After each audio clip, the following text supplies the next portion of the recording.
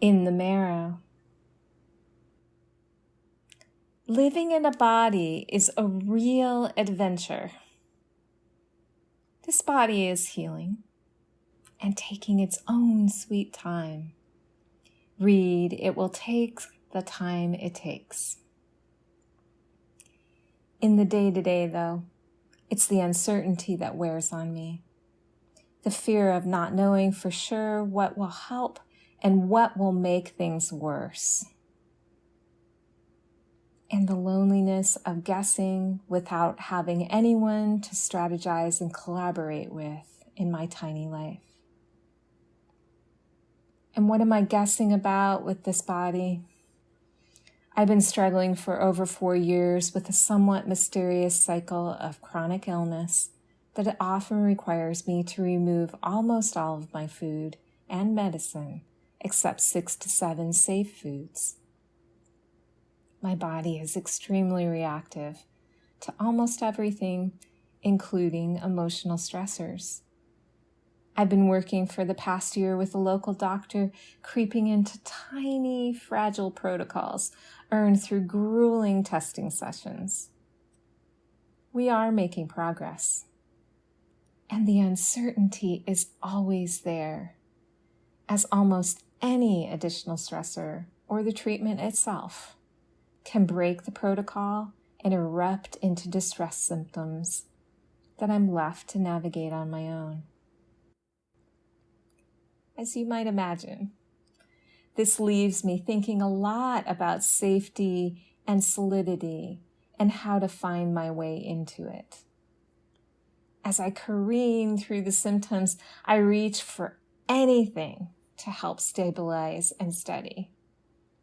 In the past, my tendency was to look outside of me for someone or something to help me.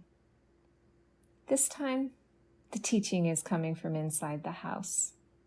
This time, the bones are the bridge.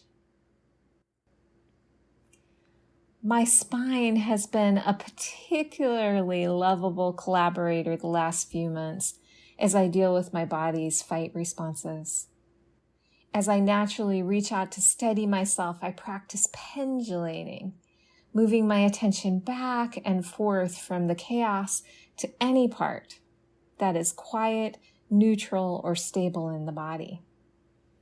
Nothing that I tried was able to hold me as the pain, discomfort, or symptom held me in thrall. Then one day the spine spoke clearly to me saying, "I'm fine. You can connect them with me." So I did, and gradually everything started to settle down. Suddenly my spine, with all of its compression, fractures, and curves, steadied the whole system. And I finally had a connection to lean into. In my mind, all of the bones, but especially the spine, have a gruff, curmudgeonly presence. A real character, that one. Not much impresses or shakes my spine. Just last month, as I was struggling with an intense time of gut and mouth symptoms, I dedicated myself to checking in with the spine throughout the day to help me ground and stay in my body. On this particularly intricate day, I completely forgot to check in until it was stepping out of the shower late in the afternoon. I said, "Oh, I'm so sorry for not checking in with you." My spine shot back, "Yeah, the meat is noisy. Can't really hear anything else."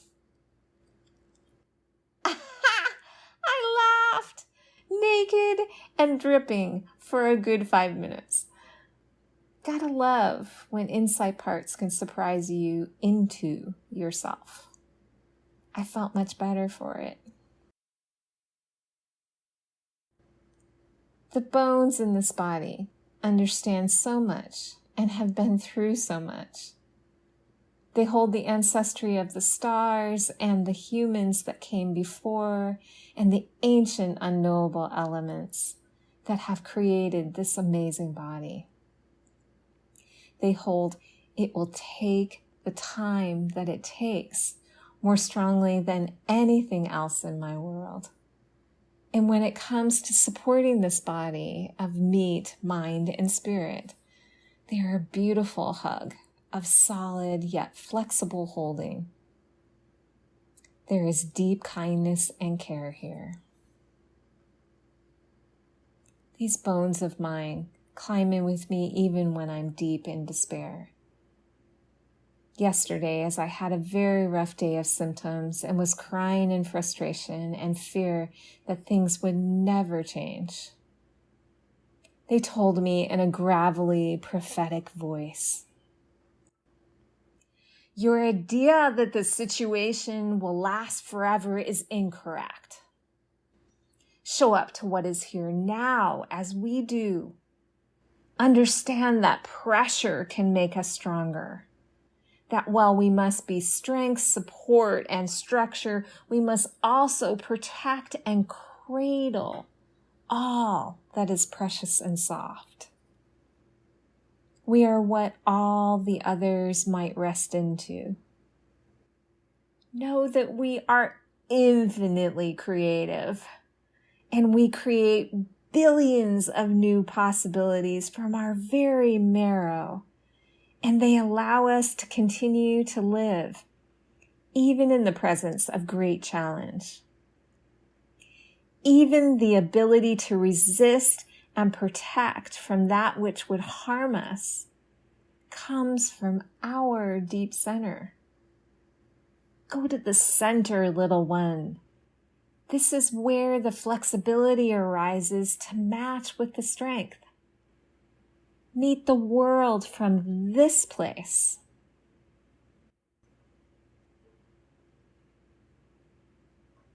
And as I begin to heal PTSD and distress symptoms using somatic experiencing work, I'm often struck with the kindness that flows as my bones and I relate. The other day, as I was exploring this sense of panic and spiraling urgency that comes from the discomfort of not knowing what to do, and I began to play with the idea of comfort coming from time and co-regulation with a safe person. I imagine myself in a rocking chair with a beloved human, while I'm also in this not knowing place. And slowly the tenor of I don't know begins to change. The fear, agitation, and escalating sharpness. I don't know. I don't know. I don't know.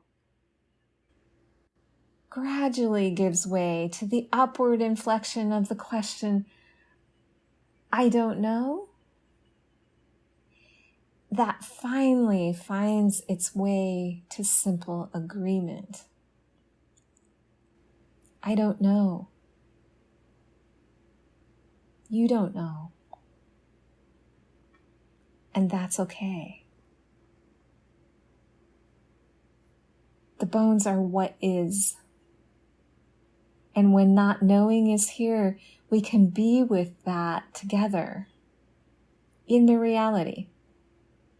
The bones are always here, able to be slow with us into what is here now. There is time with bones, time to be with what is, time to settle into the rhythm of what is along with them, and to be okay, or not okay, together. There's wonder as I realize I'm safe, even in the not knowing. I hadn't realized that was even possible. But I felt it as I sat with the healing and co-regulation of my imagination. In my session, I hear myself ask in the tones of a small child, so does that mean that when there's pain and discomfort here, I can still be safe? The bones answer, yes, sweetheart. That's what that means. Bones are not simply a static, solid presence. They're filled with spongy, interconnected system of stem cells called the marrow, the starting state of the development of about 95% of all the cells in the body. This includes platelets, red and white blood cells, the immune system cells that protect us from pathogens. There's even a type of marrow that creates cartilage, fat, and bone. I've always thought of bones as strong and solid, and that you have to keep them strong so they don't break. In reality, they are full of life and creativity. They are fluid and flexible, and they respond to the needs of the body, shifting and adapting in a beautiful dance of aliveness. Yes, please. Please let me have a life, work, and relationships that are adaptive and responsive to what is here now for both me and my community. And with a bit of geeky delight, I realized that the bones have a whole system of connections with the blood system. They are not hardened, closed system like I thought. This makes me happy on a very deep level, thinking of my connection with my own creativity, being enlivened by this rich interconnection so that resources can flow in all directions. This holds learning for me as I begin to rebuild my place in the world. This is why the bones and marrow are such powerful teachers, coaches, and companions on this path that I'm on. There's stability in connection and communication. And so I sit with the parasites, protozoa, illness, pain, evil, and violence. All of these things I do not know how to relate to, that I want to resist and fight and end. When there was cancer in my body, I remember so clearly relating to it as something to love back out. I remember hearing a doctor talk about how the cancer cells proliferate because their communication pathways are broken and they think that they are alone. Treatments and healing may allow them to reestablish contact with other cells. And recognizing that they are not alone or needed, they immediately expire in spontaneous remission. He talked about this as love. So, parasites, violence, all I can find is a desire to build a place, body, life, where they cannot thrive and are able to be loved back out as the world and I are so well resourced, they are no longer needed. And in this place, body, I am becoming, even when they are present, I'm able to be with them, to meet them with medicine, witness, and support, coming out of the clarity about the underlying reasons for their existence. From my very marrow, I am able to be creative in my ability to move toward others, to widen our capacity and power to meet the situation. I can relate to the reality and stand firmly in its presence without flinching or looking away. I am able to soften into it all, taking the time that it takes.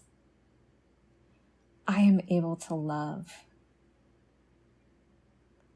And as I continue to live in this lovable, complex body, I know that this time that is spent in creative, responsive care, deepening relationship, and living from my very marrow This is building a place that I can be fully alive.